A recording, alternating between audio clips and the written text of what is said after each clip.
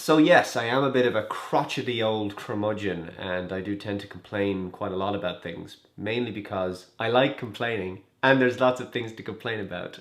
And today I'm going to complain about smartphone addiction, something that I've talked about many times on the channel. And my own issues with smartphones have led me to, as you know, downgrade, and now I have this awesome flip phone, which is great from the point of view that when you want to end a call with conviction, you can close it down and it makes a really satisfying sound. It's great when you're angry. So anyway, the point is that when you go to a tech conference and you spend a number of days at a tech conference and you're surrounded by other tech journalists who all have smartphones and you're the only one who doesn't. Now admittedly, I did bring a smartphone. It's not my primary phone, but I used it for some tweeting some stuff, but there's no SIM in it. And when I went out at night, that was left in my hotel room and I just had this guy. Without a smartphone, you are, kind of the odd one out, obviously.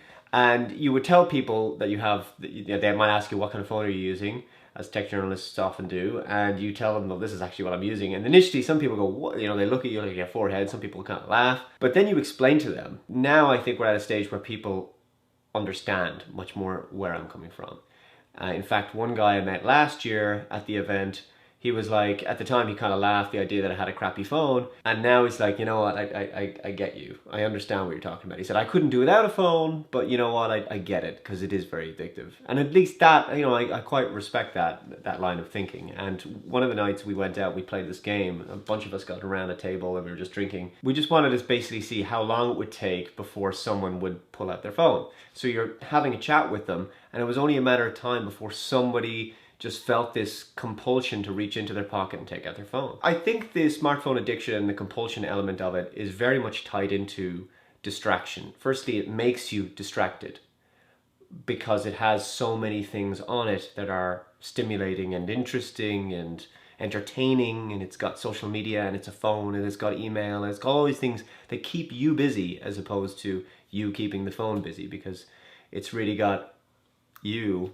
hooked on it. And when you also have social media that gives you the serotonin hit of a notification or some like on a post that you've put up, all those things are very stimulating. And then of course there's how the human brain works, which is why I did that attention span test video before, because it's very difficult for people to sit there and listen and watch one thing happening.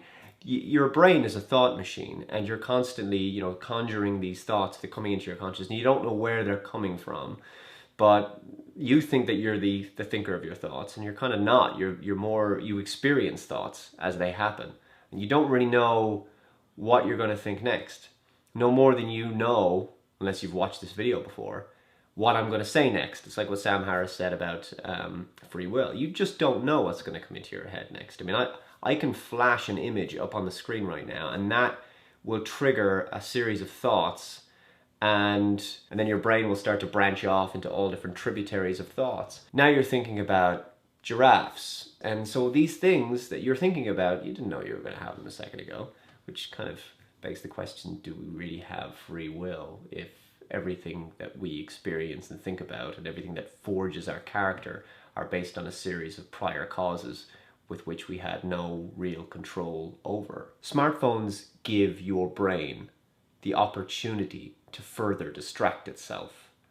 They completely indulge your brain in its worst behaviors. And so it's no wonder our attention span is so awful these days. And in fact, this is something that I've only recently started to notice, that has led to the manifestation of some communication problems in the real world, face to face.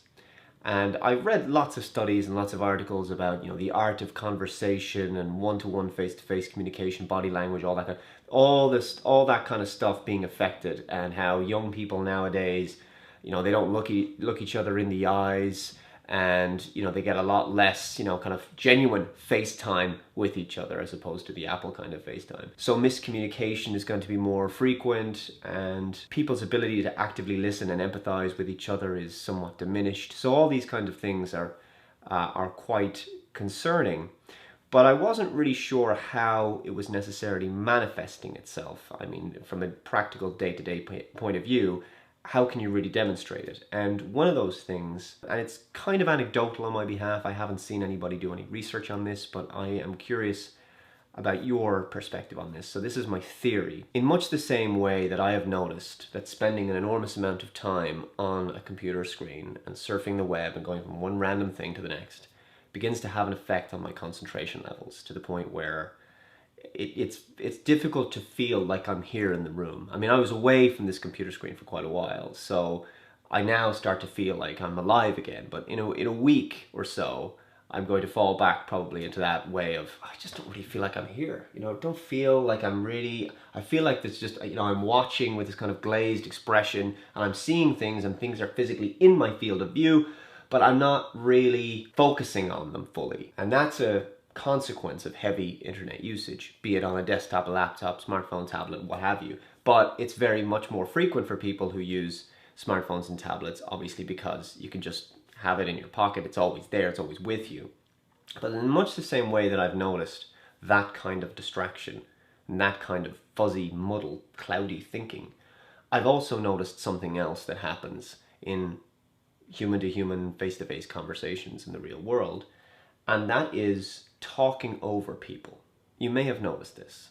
And I would imagine that and I notice it in particular when I'm talking to slightly younger, heavy social media users. So try and remember when you've last seen this happen, and try and notice it again in the future. You're having a conversation with somebody, and either you do it or they do it. You're kind of waiting for them to shut up so you can talk, and you speak over them. You kind of raise your voice. You're not trying to be rude, but you are being rude, or they do it to you. And it's a kind of a thing, human beings do it, whatever. But I think we're doing it a lot more now, and I'm seeing it in other people having conversations, and I am doing it myself. We kind of talk past each other or that kind of thing. And I try and catch myself now, and I see myself doing it. And I think one of the reasons this is happening is because firstly, we're probably having less meaningful, long-form communication face-to-face, because most of our conversations now, a lot of them, are not face-to-face. They're through email, they're through social media, they're short little tweets, short little Facebook messages, they're Snapchats and Instagrams and all this kind of stuff. There's also another reason. It's because the communication of a Facebook message or a tweet or something is completely processed from beginning to end. So I speak, I send out a message, then I read your message. You send one, I send one, you send one, I send one. In the real world, you're more likely to kind of mess up and have ums and ahs and say the wrong thing and be reaching for the right word and want a structure. You can get flustered and you can fumble over your words. On social media, you are less likely to make those kinds of mistakes. You can take time to carefully consider what you're writing and structure it a certain way, and it can be this perfect sentence, and you can just put it out there in the world, and it's a misrepresentation of really how you communicate, because you make it look like you're communicating far more succinctly and efficiently and cohesively than you do face-to-face. So when social media communication enables us to be so absolutely perfect, so well edited and put together in terms of our communication, social media has always been very good at creating this false veneer of perfection. There is, I think, a young generation out there that's starting to feel that the primary way of communicating is through devices. That generation distraction, I think that's the one that starts to believe that the most optimum way for them to be at their very best, and perhaps their most narcissistic, is to see the world through a smartphone screen and to communicate with their friends and family through that same screen. The problem is the quality of your communication is based entirely around text. And I'm not actually arguing that everybody should just go out and, get rid of their smartphone or whatever, and then they should just downgrade to dumb phones. I'm not saying that at all. Thoughts in your mind arise in a kind of stream of consciousness, one from the next, and sometimes we can get lost in thought, and I think we're getting lost in thought a lot more because of the rapid pace with which the internet and smartphones and everything else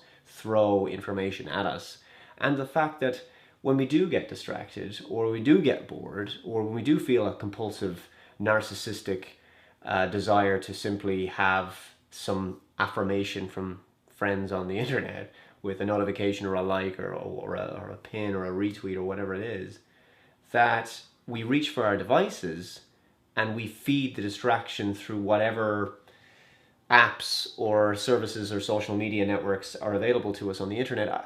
I think that's almost insulting to the human brain, quite honestly. There are plenty of reasons to own a smartphone, plenty of good reasons to use a smartphone. But if you find yourself reaching into your phone for no good reason, and you don't really know why you're doing it, and you can't stop yourself, I've got a problem there. So I'm going to leave this one with you guys. And let me know if you've also experienced that weird feeling where you just feel a lot less self-aware after you've been online for a long period of time. This is the reason why we've had this massive spike in people seeking awareness training and mindfulness meditation. Anyway guys, thank you so much for watching, and I'll see you in the next video. Bye-bye.